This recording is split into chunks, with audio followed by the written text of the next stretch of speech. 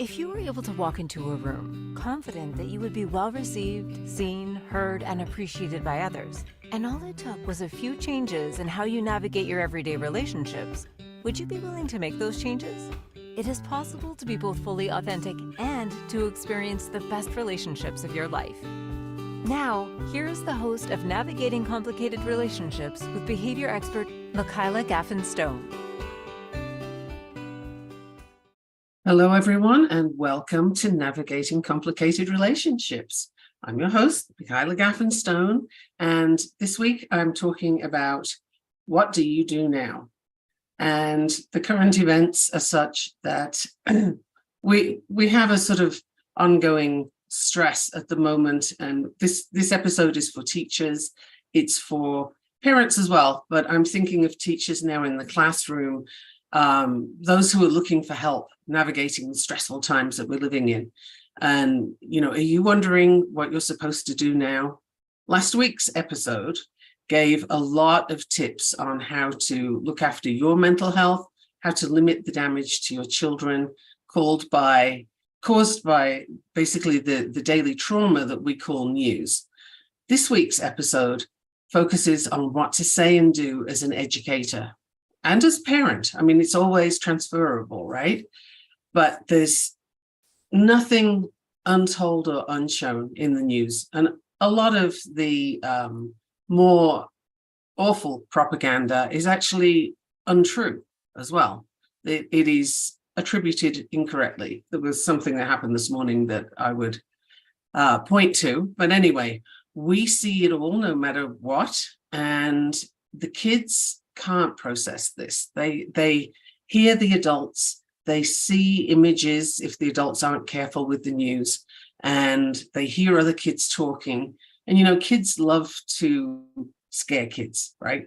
So they will make the stories, if they can, even more awful than they are when they tell them to each other, because they can tell them in a way that those kids will resonate with.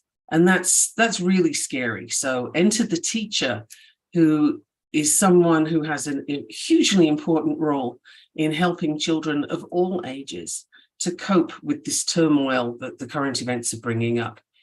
Even if you're doing your best to shield kids, some of it is getting through, and they'll have questions. Many of them are probably showing signs of stress and anxiety in their behaviors. A lot will depend on the area that you live in and the demographic of the people there, but don't underestimate the damage that this global problem is causing. So looking for ways to navigate your own mental health and theirs is, we need a lot of resources for this. So I did some digging and I contacted a teacher in training, actually, good person to talk to, who had all kinds of things to offer for teachers in the classroom. But before we get to that, I would just like to recap from last week, because there was such a lot in that episode, and I feel it could have been overwhelming, but there's so much that we needed to go through that I invite you to listen to that one again as well. And if you didn't listen to it, go check it out, because there is a lot of tools and tips in there that you can use now, you can use later. Unfortunately, we will need them again.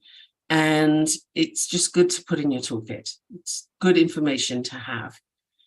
I'm Mikki Gaffen. I'm a board certified behavior analyst. I'm also a parent coach, and I use human design and behavior analysis together to help people navigate through their lives in the best, most optimal way. So whether that's you with your children, you yourself, you don't have to have kids to benefit from this. But my ultimate aim is to help people do better than they were doing before, and to find the answers that they're looking for. Human design is often a great path for finding answers, and we can literally quantum leap with human design at the start of a coaching process, because we don't have to do trial and error so much. There's a lot of information right there in your human design, and we can use that to navigate forward The behavior science comes in to help you do the things the way you want to do them most effectively. And I'm bringing that to this difficult topic this week. So to quickly recap, last week I was saying that, we're trying to juggle all the global trauma that's going on today, and that can bring on overwhelm and emotional paralysis. Now, what that looks like is you just can't get out of bed.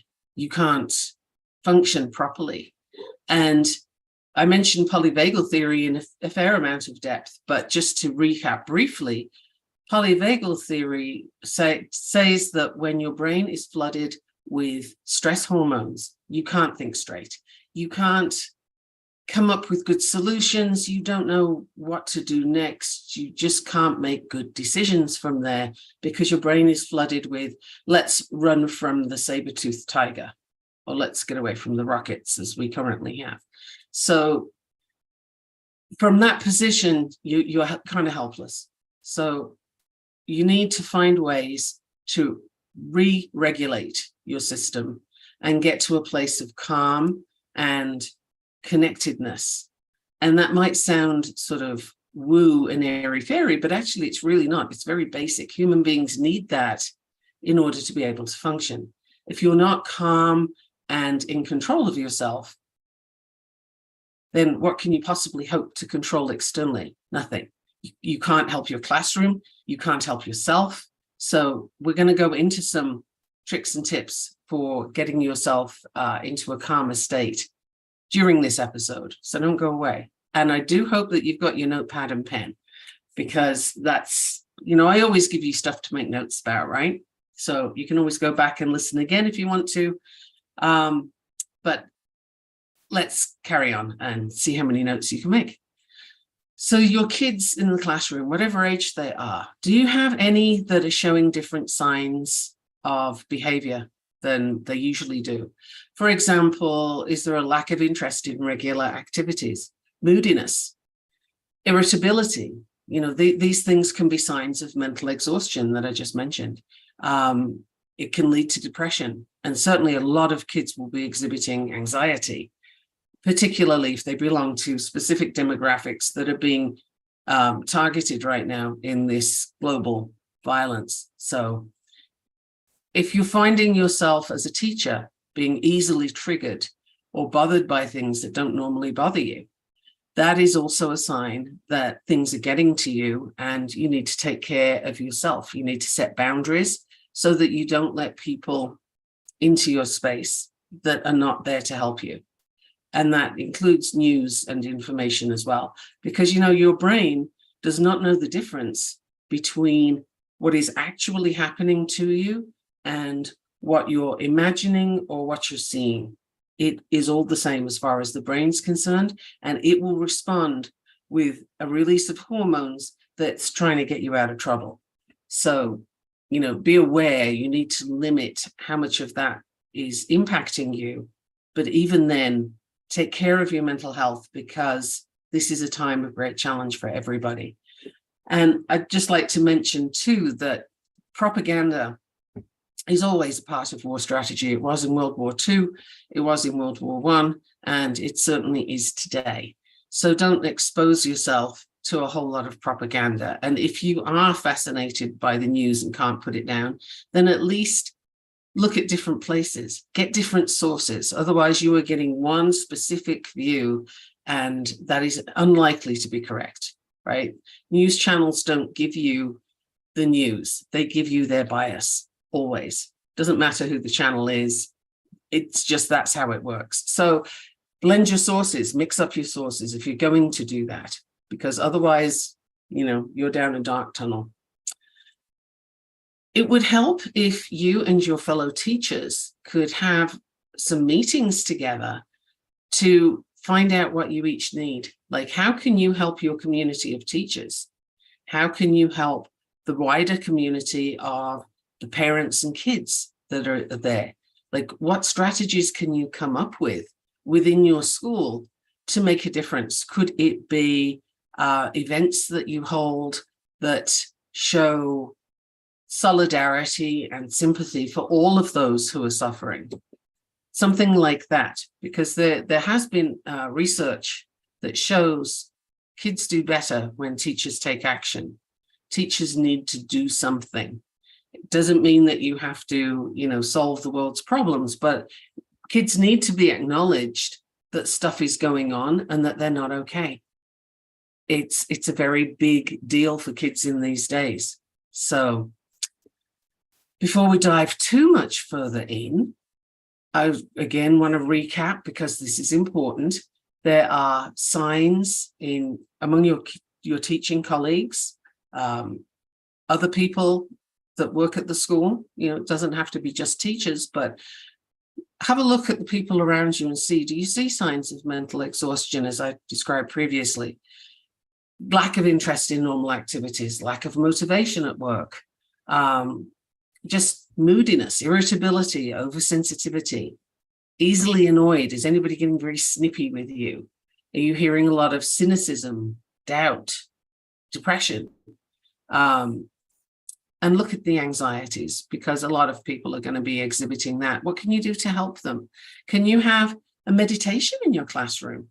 That would be really cool to add in, if it's at all practical for you, like a 5-minute meditation at the start of class to just get everybody breathing in a sort of calm, relaxed manner. Because, if you do this shallow, rapid breathing that a lot of us do when we're sort of getting into the news or getting into something that makes us anxious, that signals the body that we're not safe. This is awful. We need to run. We got to get out of here. It's a prey breathing. Whereas if you breathe slowly and deeply, your body gets the signal that, oh, we're okay. Nothing's happening. Nothing's chasing us. Because if it was, you wouldn't be able to breathe deeply, right? You don't breathe deeply when you're running. It's, a slow, deep breath signals the body to calm down with the hormones and just, you're safe and you're okay. So that would help your kids and you to get into a space where you can, begin the day's session. And if you want to have small group conversations, maybe with the kids in the class, it depends on the age. This would be more the older kids. But is there something where you can look for some light in the dark? Like Mr. Rogers on Mr. Rogers' Neighborhood, he always used to say that when there's trouble, look for the helpers. Who are the people helping? Because there's always someone. So can you find helpers in your classroom? Can you find helpers in your community? Focus on them. Can you bring someone into the classroom to have a talk to the kids? This would be really good. Now I'm talking about someone who can bring in a positive light. That doesn't mean that that person is minimizing the experience, and that's really key to understand. Minimizing somebody else's experience is never a good thing to do. It has them feel unseen, unheard, and undervalued. And I know that there's no teacher that wants to do that to their kids, or you wouldn't be a teacher, right? Like, why would you set yourself up for all the work that is being a teacher if you didn't want your kids to do well and to succeed? So bear those things in mind. Here's some tips for you, who is in your community that you could bring in. And I don't know if you have a rabbi in your community that would be willing to come and talk, plus somebody from the Muslim community that would be willing to come and talk. And if they could even share the stage, that would be fabulous. It's something to think about. Bring the leaders in who can help guide the local community, because you can't do much about what's going on in another country, but you can start at home and help at home so that you can work from there. We need to work toward the light, okay, and not just wallow in the dark. So that's a lot of recap from the previous session, which I hope you got to hear. And if you didn't, please do go back and listen to it. I have more tips and suggestions for the classroom after the break, so please don't go anywhere. I'm Mikki Gaffen here on the Inspired Choices Network, and you're listening to Navigating Complicated Relationships. What if your relationships could be a source of delight instead of a source of struggle? In a world where human interactions are anything but straightforward, tuning in to Navigating Complicated Relationships with behavior expert Gaffen Stone will offer you insights, tools, and a whole new level of understanding for you to use right now. Listen for Navigating Complicated Relationships with Gaffen Stone, Wednesdays at 12 p.m. Eastern, 11 a.m. Central, 10 a.m. Mountain, 9 a.m. Pacific on InspiredChoicesNetwork.com.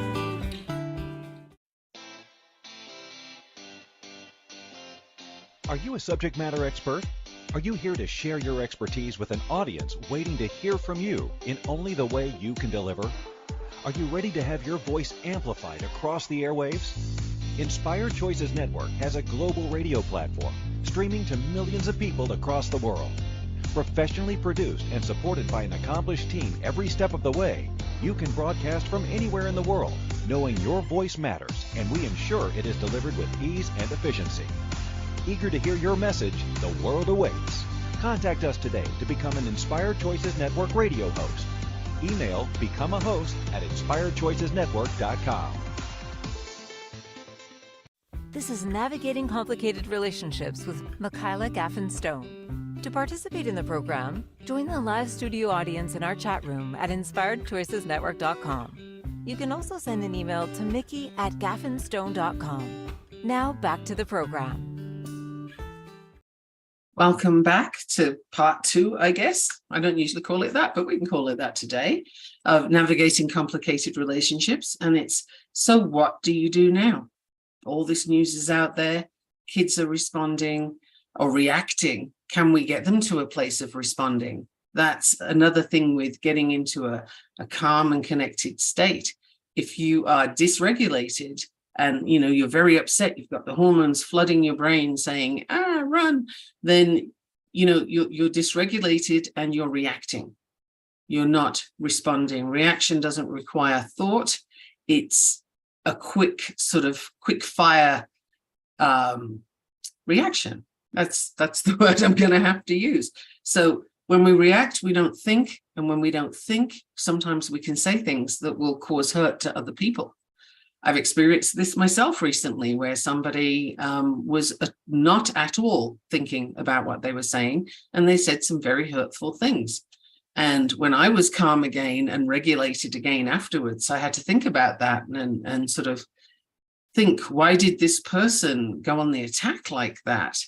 And, I can't be certain, but I would say it's because they had just seen some pretty traumatic stuff on the news and needed to blame somebody and needed to yell at somebody. And so they did. That's being in a reactive state. Now, being in a calm and connected state, you can be responsive. And that's where you're going to look around your classroom, look at the kids, look around your community and say, what can I do to help? And how can I get other people helping? If your kids are older, it would be wonderful to have them go and help the younger kids in the school. Think of ways to sort of talk with them and figure out what would they like to do. Because even going and playing games with the younger kids can be helpful. Kids need to feel connected. They need to feel that they matter, that they're not being lost in all of this darkness. And older kids can help you with that. It doesn't all have to be on the teacher's shoulders. It doesn't all have to be on the parents' shoulders. Let's bring the community and use the opportunity to foster something good in the middle of all that dark. And, students don't have to be directly related to someone or personally involved in the incident in order to experience stress, anxiety, sadness, or trauma. Local events are more likely to have an obvious impact, yes, but these events from far away are also, the sheer magnitude and scale of what's going on, and people's reactivity to it is, it becomes this massive thing that kids can't not react to. They can't not be stressed by. I mean, it would be concerning actually if they didn't experience some distress about what's going on. So if you think about it, we want to balance that. And yes, they're going to have questions and you need to work through those questions. But I would say I caution against saying anything that you have heard in the news or that is an opinion that you formed. Because, we all have opinions, but are they really examined? Do you actually have different perspectives before you form that opinion? Generally speaking, not. That's not how our brains work. So, if you're about to say something to the class that's your opinion, I invite you to take a deep breath and pause and go for something more objective. Like, what are the facts that you can talk about, and what age level are you talking to? How appropriate is it? Perhaps you can just sort of acknowledge that, yes, something's happening, but you don't need to go into great detail about it. Sometimes the students can feel so connected to what's going on, particularly if they're into doom scrolling.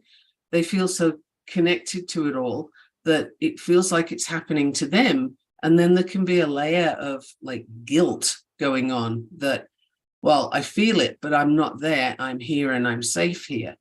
These people are not safe, so I feel guilty. And in that guilt, that person will sort of scroll more for more information, because it helps them to feel like they're a part of things. And that doesn't sound logical necessarily, because why would you do something that makes you feel awful? But then if you do that to feel connected, I can see how the brain would take you there. And this is a sort of known response, if you will, of the brain to have you feel guilty about being safe when others aren't, right? It's a thing that we do.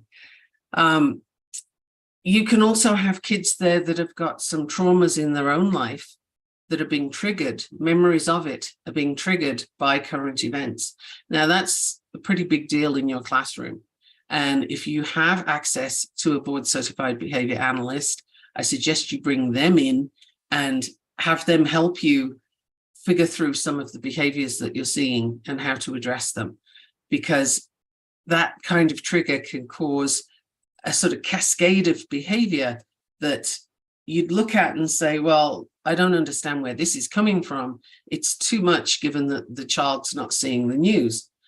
But is it? It's probably not too much given that it's triggered previous trauma. So that's another thing to look at and consider. There are articles out there that you can look at. There's one called Teaching in Times of Crisis, and it's from the Center for Teaching and Learning.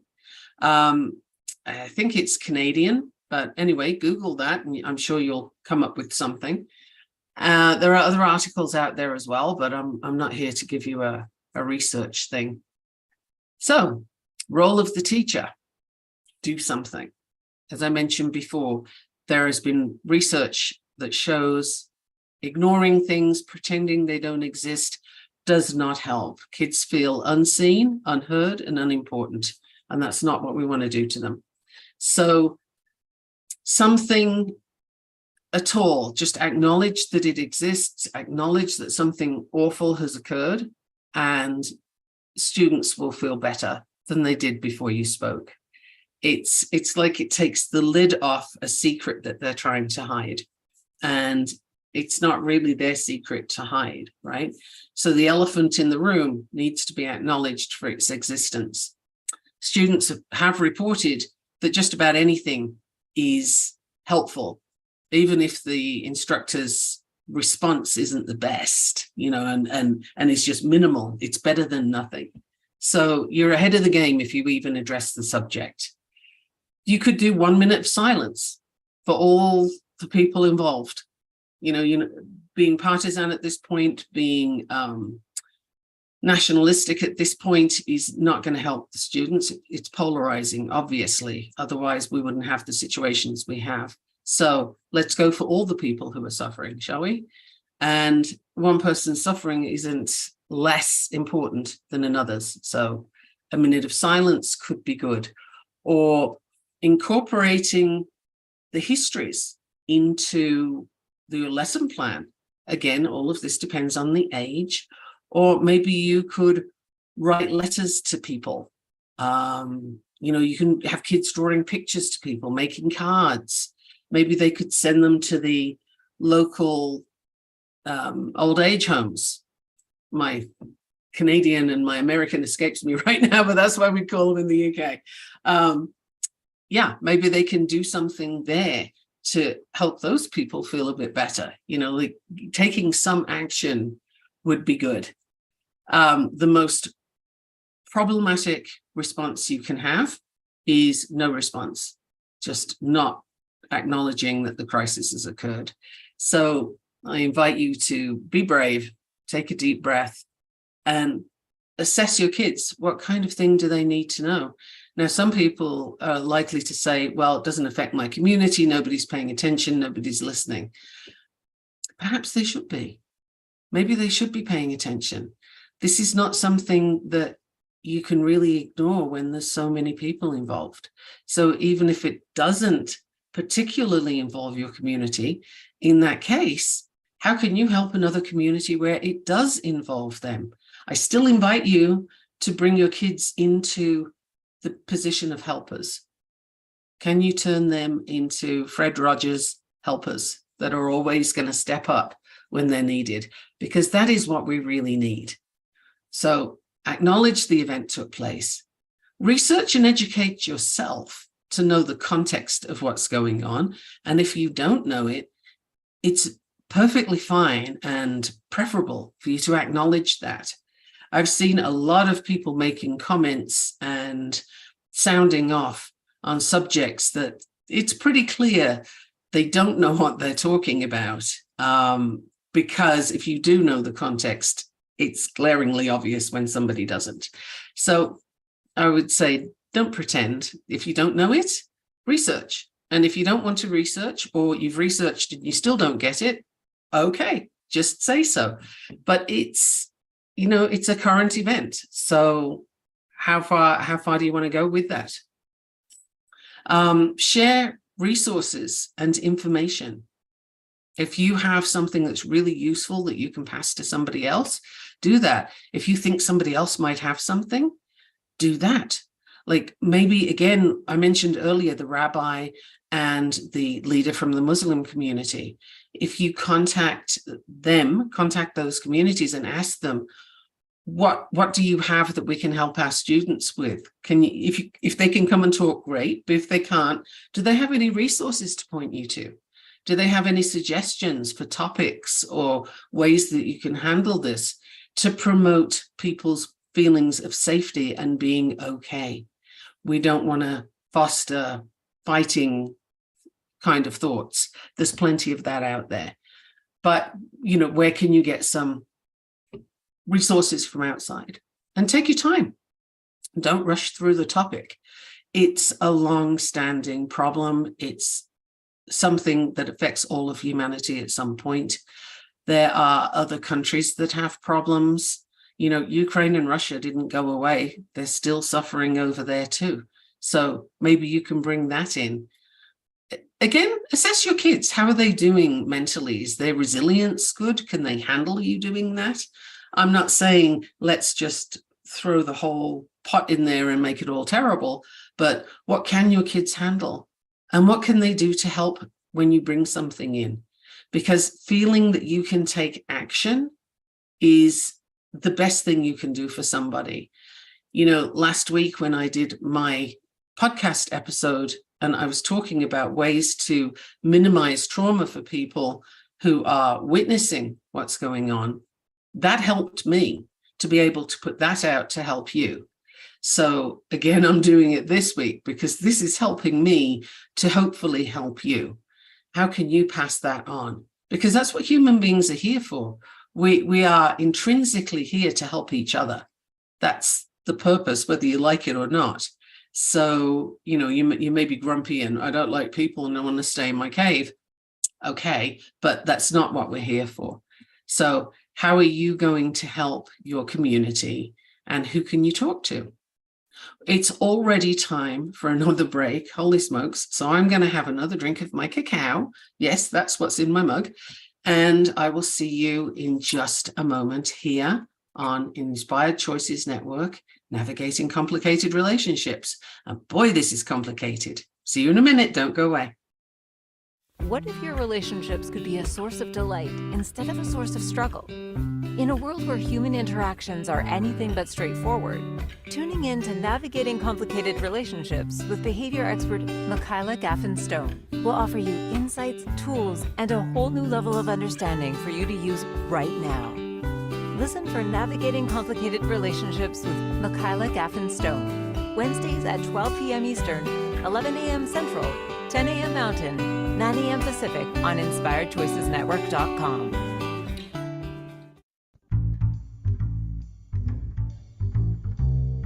How wonderful would it be to carry your favorite Inspired Choices Network host with you throughout your day?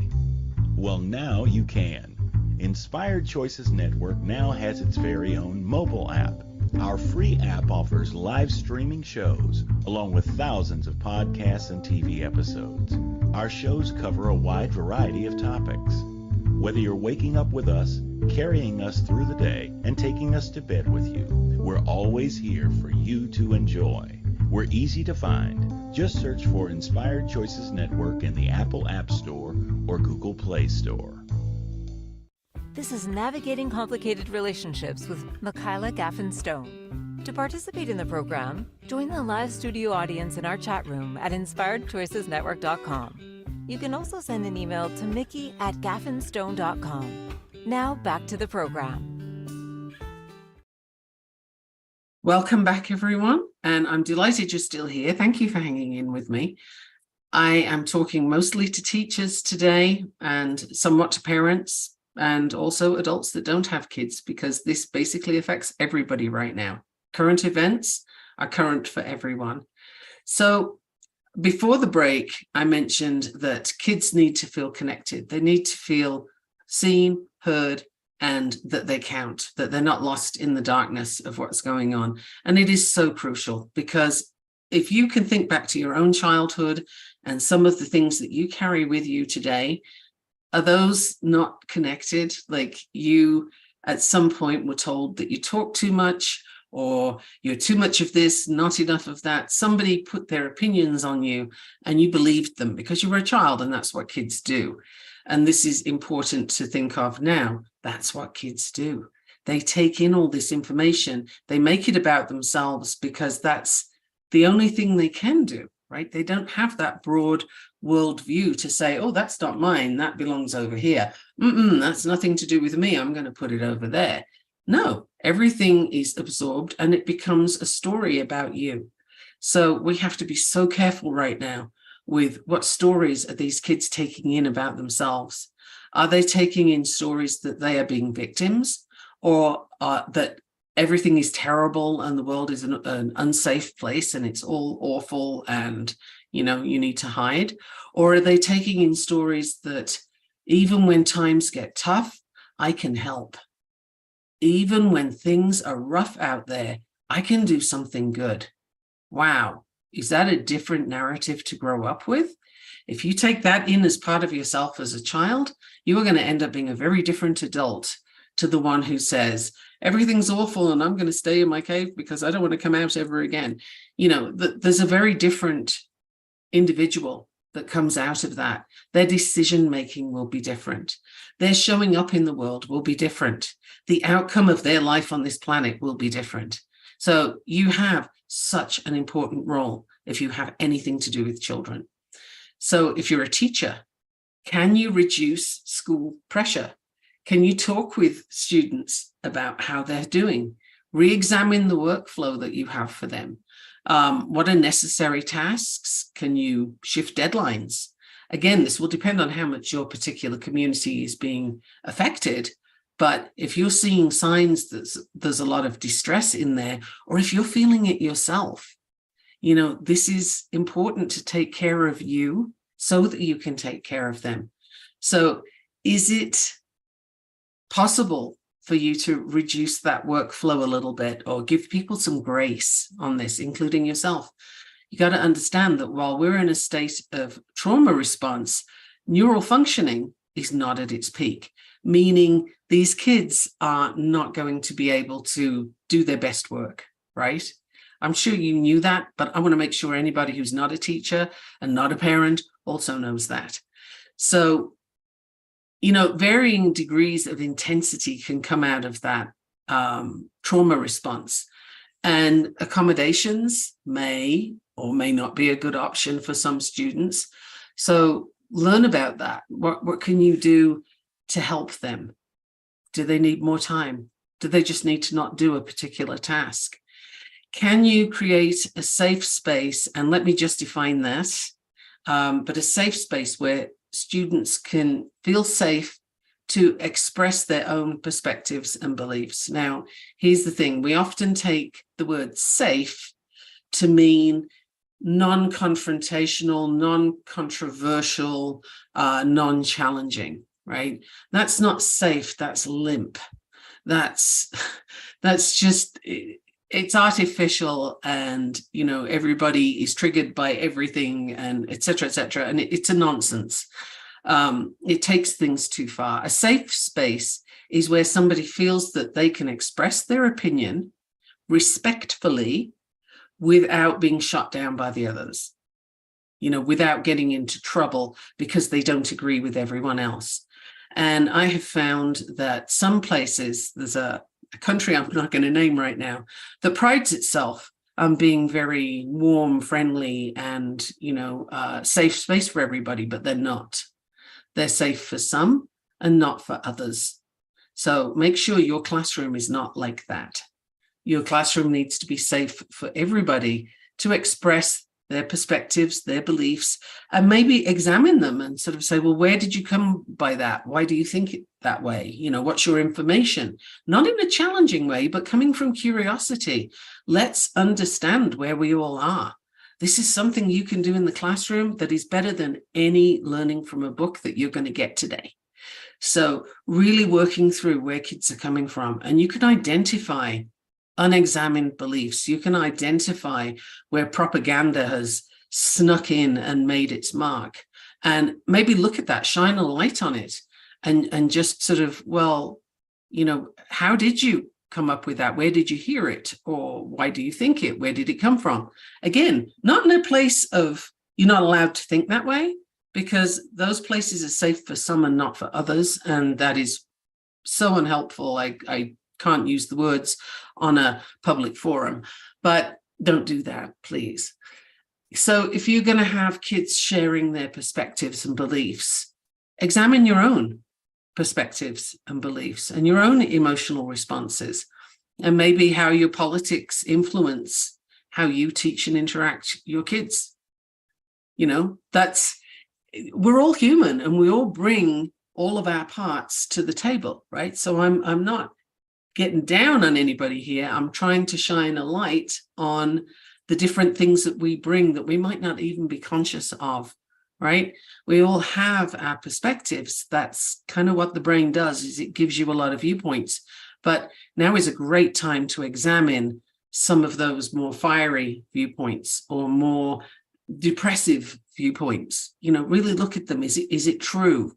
Or is it just something that I heard and everybody else seemed to believe it? You don't have to believe the same thing as everybody else, and neither do your kids. So again, as the teacher, you're in such a powerful position right now, and it's such a responsible position that I would love for you to really sit down and brainstorm with the other teachers and find out, how can you help those kids? You know, consider how long talking about it would take. Acknowledge nonverbal communication, like the body language that you're seeing. Can you have community agreements within your classroom on how kids are going to interact with each other, how they're going to behave? That's one of those things toward creating a safe space. And it doesn't mean nobody can say X, Y, Z because that upsets me, because that's, you know, that's taking it to the nth degree, and it's a sort of choked political correctness. You know, being respectful is one thing. Taking it to the point where you're afraid to speak is a whole other, and it becomes a problem in itself. Can you teach your kids empathetic listening? Wow. Active listening. Wow. You know, people usually listen to respond, right? They're not really taking in the content of what's being said. Superficially, yes, but it's more a case of Okay, all right, I got you. Now listen, I have to tell you this thing before I forget it. Or yes, but this is important. I have to tell you this thing. You didn't hear what that person was saying. You didn't receive what that person was saying when you're in that place of listening to respond. So can you teach that to the kids?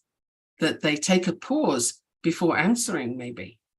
That they don't listen to respond, but they actually get some input from the other person. Because, people do better when they feel that they're being seen and heard. Every single human being on this planet does better under those conditions. So can we have students give that to each other and you demonstrate it for them? Can you acknowledge your own sort of distress, if you will, to the kids? Doesn't mean cry all over them. I'm just saying, can you let them know that you too feel this and how it's affected you, maybe a little bit. You don't want to go into the whole personal detail, but it's more a case of modeling for them that vulnerability is a strength and that acknowledging how you feel is safe in this environment. You lead the way. You are the leader. You're the teacher, right? And if you're doing this at home, again, you're the parent. So you're the leader in that household. I invite you to step up and really use this time as an opportunity. Can you imagine I'm using that word right now? But use it as an opportunity to really teach your kids some vital skills that people are clearly missing right now. Empathetic listening, active listening. Can you balance the power in the classroom? Again, this is part of making a safe environment. So you don't have one group of kids strutting around like they own the place and another group hiding in the corner. Now, you might be wondering, where does that ever happen? I've seen it. It can be a thing. And if it's not in your classroom, then I congratulate you for not having that issue right now. That's fantastic. And continue to support your kids, even when things are less in the news. A year ago, Ukraine was all in the news and everybody was upset. Now you don't hear about it so much, but it's still there and it's still happening. Continue to support those kids who are feeling it, who are connected to it in some way, who hear about it. Maybe they have relatives involved. Do you know? Maybe they have friends involved, friends of relatives. There's all kinds of connections that there could be. Do you know? Maybe that's something to find out from your kids. So from the moment you wake up in the morning to the moment you go to bed at night, right now you need to take care of you and look at ways to turn that outside and take care of others. Because if we can all step up, again, like Mr. Rogers says, then we will do so much better. And that's my hope for now, is that people will really step into helping each other and stop yelling. On social media, everybody's yelling at everybody else and shouting their opinions. Well, opinions are like backsides. We've all got them. So if you have a really strong opinion, sit on it. We don't need to hear that right now. It's not helpful. So please keep it to yourself. Now, again, I do coaching with people using human design, behavior analysis. I work with kids. I work with parents.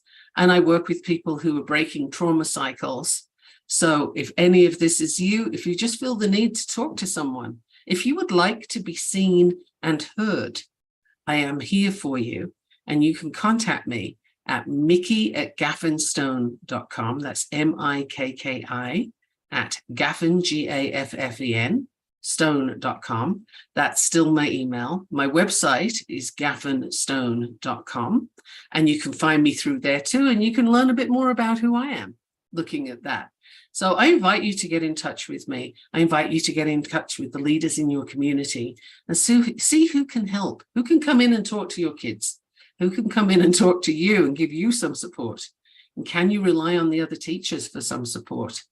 How amazing would that be if we could all get some solidarity and some, cohesiveness as a community? COVID kind of fractured everybody and had everybody hiding in their homes. And keeping distance. This is another major world trauma that we can bring everybody together with. So try looking at it from that perspective. And I would love to know any questions you have, any concerns that you have, anything constructive that you would like to add. I'm not interested in anything destructive. That's just a matter of course. So please do get in touch with me. Send me your questions. I'm on social media. You can get me by email. You can find my website. Thank you so much for listening today. And I will see you next week when we talk about dyslexia, decoding dyslexia. Woo, that's going to be a big topic too.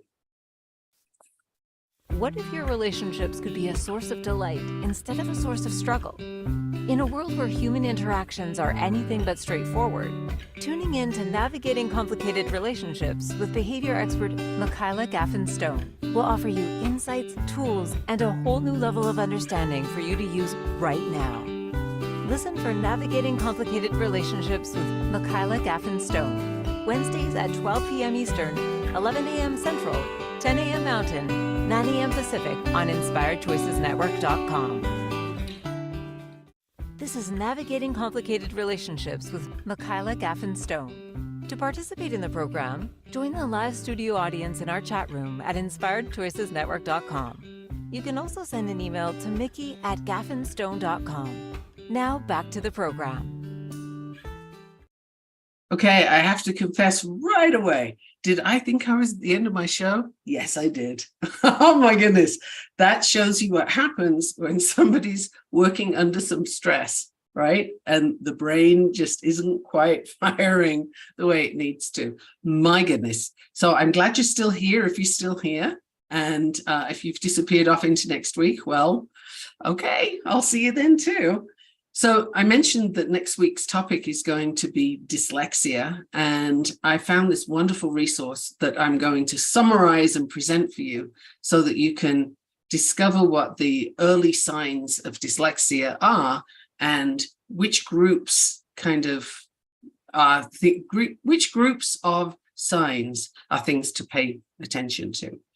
And some of that can get a little fuzzy when you've got kids who are also reacting or responding to current events, right? So that brings us straight back to that. In your classroom, I mentioned that you could do some meditation of some sort. You can just use something from YouTube. That's fine, just a calm sort of meditation that's already there. Or you could play some soothing sounds, like if the kids like the sound of wind in the trees or a babbling brook, although honestly, if you have little kids, they're probably going to all run out to the bathroom. I used to teach Montessori, so I know this. But if you have a soothing sound that doesn't have words, you can have kids take turns to lead the rest of the class through a meditation and get them to practice it first. Don't just put Johnny on the spot, because that's kind of stress creating and we don't want to do that. But can you make your classroom into a quiet environment where everybody sort of starts doing the deep intentional breathing, and then maybe you can lead the first meditation and have the kids notice how their breath feels in their body. And, there might be some giggles, and you can just acknowledge that and say, yeah, I hear some giggles in the classroom. Let them just pass by. They can go out the door now and keep doing your deep breathing. So keep bringing them back. Meditation is often misunderstood, particularly in the West. It's not a case of not having any thoughts and you just sit there and you're completely blank, or you sit there, and that's it. Our minds can't do that. Minds are continually throwing stuff at you. And when you've got a lot of stress and tension going on, that doesn't stop. Like that's constant. The trick is to not follow those thoughts when they come up. So when something comes into your mind and it makes you giggle, if you're a child, or, it takes you off on a sort of, oh yeah, my shopping list, I need to put some things on that. Just acknowledge to yourself that thought came in and let it go. Don't follow it. Don't attach to it.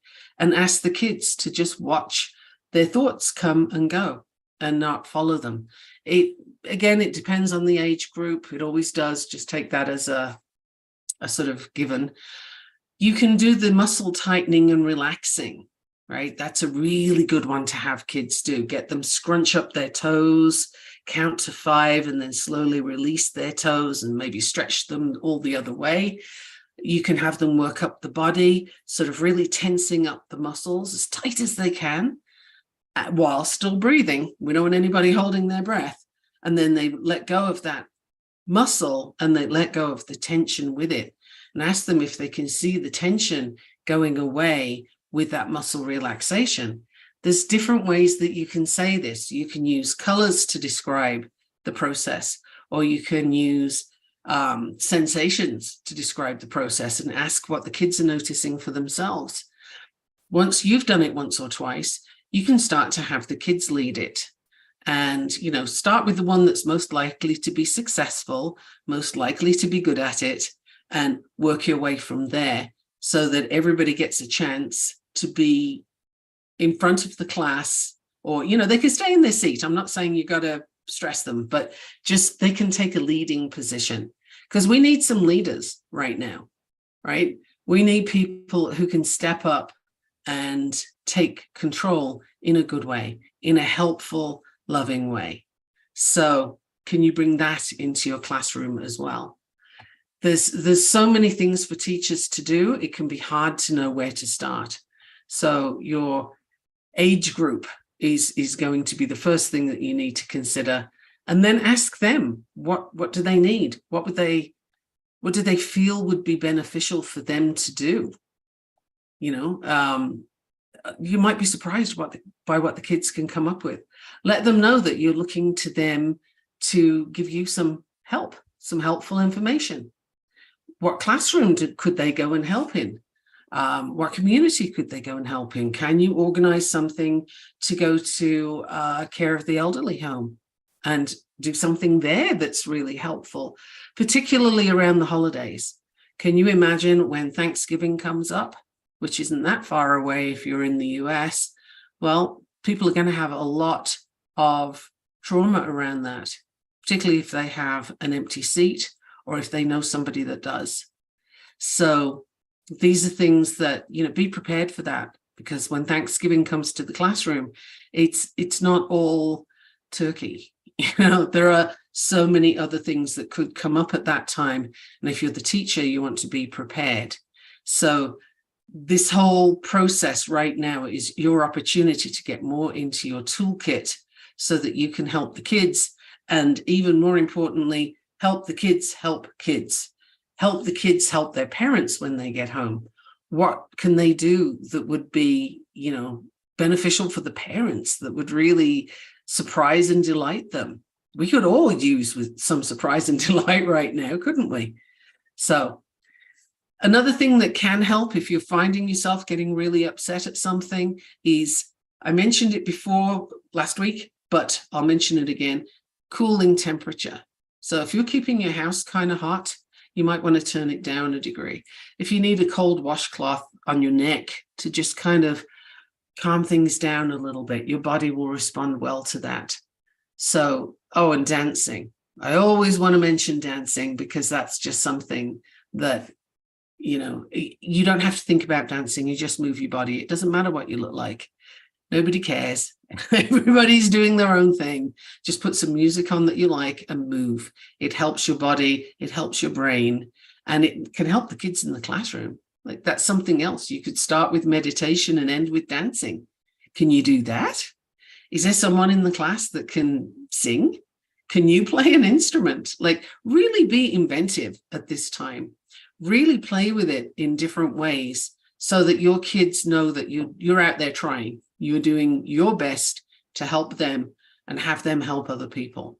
Because if we don't, people feel hopeless and helpless. They feel like victims, and we're not going to do that. We're not going to be there. We're all a lot stronger than that. And you teachers, you're strong. You're in there batting. So let me know again if you've got any questions. See you soon. Thank you for listening to the Navigating Complicated Relationships show.